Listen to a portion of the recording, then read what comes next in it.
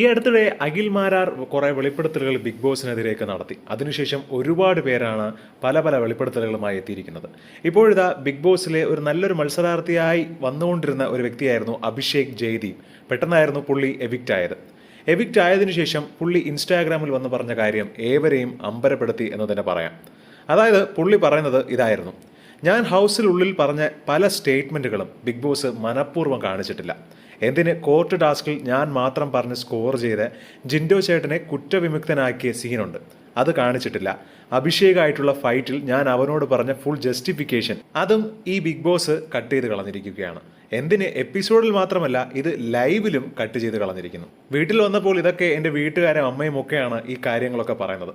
എന്തിന് ഏത് സമയം നോക്കിയാലും ബിഗ് ബോസ് കാണിച്ചുകൊണ്ടിരുന്നത് പോലും ജബ്രി മയമാണ്. ജബ്രി മാത്രം ഏത് സമയവും ഗബ്രി, ജാസ്മിൻ, ഇത് തന്നെയാണ് ബിഗ് ബോസിനും വേണ്ടത്. കാര്യം അവിടെ അവരാണല്ലോ കോണ്ടന്റ് ക്രിയേറ്റ് ചെയ്യുന്നത്. അതുകൊണ്ട് ഞാൻ അവിടെ പെർഫോം ചെയ്തതോ ഞാൻ അവിടെ കാണിച്ചതോ ഒന്നും ബിഗ് ബോസ് കാണിച്ചിട്ടില്ല. ഒരുപക്ഷെ ബിഗ് ബോസിന് എന്നെ ഇഷ്ടമല്ലായിരിക്കും, അതുകൊണ്ടായിരിക്കാം കാണിക്കാത്തതെന്ന് വളരെ വേദനയോട് കൂടിയാണ് അഭിഷേക് ജയദീപ് പറഞ്ഞത്. ലൈവ് കാണുന്ന ഒരു വ്യക്തി എന്ന നിലയ്ക്ക് ഞാനും ഈ പറയുന്ന കാര്യങ്ങളൊന്നും തന്നെ ലൈവിലും കണ്ടിട്ടില്ല.